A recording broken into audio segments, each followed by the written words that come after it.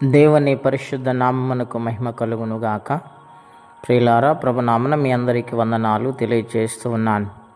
దేవుని వాక్యమును ధ్యానిందాము. నిర్గమాకాండము 20వ అధ్యాయము మొదటి నుండి దేవుడు ఈ ఆజ్ఞలన్నీ వివరించి చెప్పాను. నీ దేవుడైన యెహోవాను నేనే దాసుల గృహమైన ఐగుప్తు దేశములో నుండి నిన్ను వెలుపలికి రప్పించి తిని, నేను తప్ప వేరొక దేవుడు నీకు ఉండకూడదు. పైన ఆకాశమందే గాని, క్రింద భూమి అందే గాని, భూమి క్రింద నీళ్లయందే గాని దేని రూపమును అయినను విగ్రహమైనను నీవు చేసుకొనకూడదు. వాటికి సాగిలపడకూడదు, వాటిని పూజింపకూడదు. ఎలయనగా నీ దేవుడైన యెహోవాను నేనే రోషము గల దేవుడను. హల్లెలూయా. ప్రియులారా, పరిశుద్ధాత్మ దేవుడు మనతో మాట్లాడుచున్న మాట, నాడు ఇశ్రాయేలు ప్రజలకు కట్టడ నిర్మిస్తున్నాడు. ఆయన నిబంధన తెలియచేస్తున్నాడు, ఆజ్ఞలు ఇస్తూ ఉన్నాడు, ఆ విధముగా నడవాలని చెప్తూ ఉన్నాడు. ఆయన ఏమని అని ఆలోచన చేస్తే, నీ దేవుడని యెహోవాను నేనే అంటూ ఉన్నాడు. అవును, భూమి ఆకాశములు సమస్త జీవరాశులకు, నీటికి, పాతాళమునకు, సమస్తమునకు దేవుడు ఆయనే కదా. ఆయన నిర్మించిన నిర్మాణకుడై ఉన్నాడు, సృష్టికర్త అయిన దేవుడై ఉన్నాడు. ఆ మాటను మోషే ద్వారా ఇశ్రాయేలు ప్రజలు దేవుడు మాట్లాడుచు ఉన్నారు. ఏమనగా, దాసుల గృహమైన నిన్ను ఐగుప్తు దేశములోండి బయటికి తీసుకొని వచ్చాను గనుక నేను తప్ప వేరే దేవుడు నీకుండకూడదు. నీవెవరికి నమస్కారం చేయటానికి వీలలేదు, ఎవరిని పూజించటానికి వీలలేదు.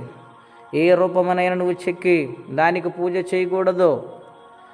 ఎందుకనగా నేను రోషము కలిగిన దేవుడని అంటూ ఉన్నాడు. హల్లెలూయా. ప్రియులారా, మనందరికీ తండ్రి ఒక్కడే.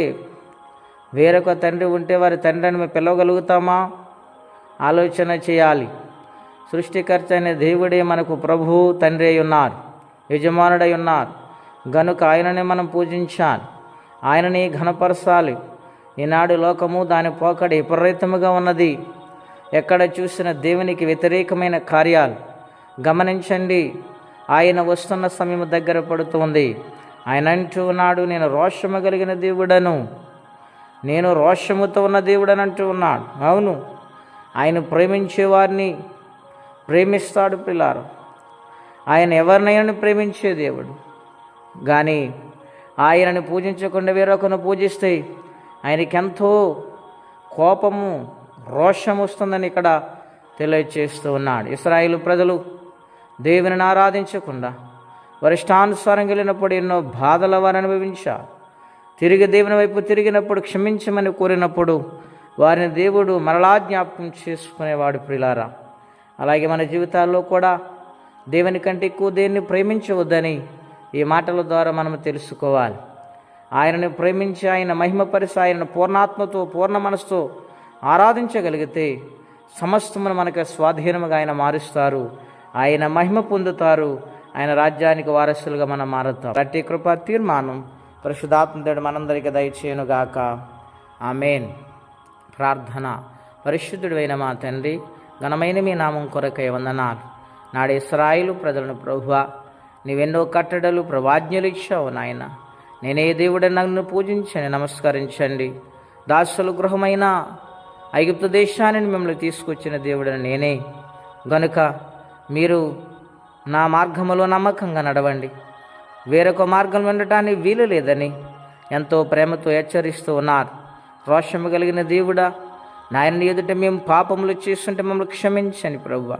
ఈ యొక్క ఉదయకాల సమయంలో మా పరిస్థితులను ఎరిగిన దేవుడు నాయన, ఎవరి బాధలు, కష్టాల్లో ఉన్నారు, ఆపదలో ఉన్నారు, వారికి సహాయము చేయండి, ఆదుకుని ఆదరించండి. స్కూల్ తెరిచారు నాయన, స్కూల్ పిల్లల్ని, కాలేజీ పిల్లలు అందరినీ మీరు జ్ఞాపకం చేసుకుని సంవత్సరం దయాకిరీటం బిడ్డ ధైర్యం చేసి, జ్ఞానముతో నింపి, ఆయుష్ ఆరోగ్యం ఇచ్చి ఉన్నతమైన భవిష్యత్తును అనుగ్రహించమని, ఆయన దినమంతా కాపాడమని యేసుక్రీస్తు వారి పుణ్యనామమున ప్రార్థించి వేడుచున్నాము తండ్రి. ఆమేన్. దేవుడు దీవించును గాక. ఆమేన్.